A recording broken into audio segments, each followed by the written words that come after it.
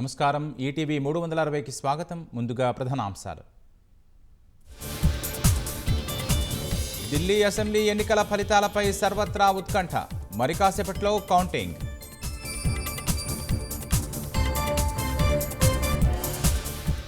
ఫలితాల వేళ రసవత్తరంగా హస్తిన రాజకీయాలు. కేజ్రీవాల్కు నోటీసు ఇచ్చిన ఏసీబీ అధికారులు.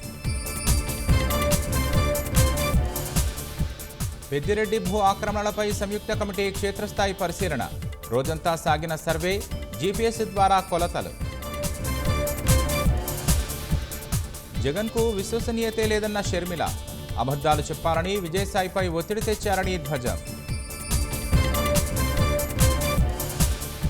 రైల్వే జోన్కు కేంద్ర కేబినెట్ ఆమోదం. వాల్తేరును విశాఖ డివిజన్గా మారుస్తూ నిర్ణయం.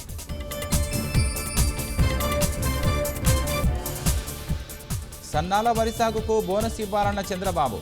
అంతర పంటలను ప్రోత్సహించాలని ఆదేశం. వ్యూహం సినిమా ఎవరి కోసం తీశారు? రామ్ గోపాల్ వర్మపై పోలీసుల ప్రశ్నల వర్షం.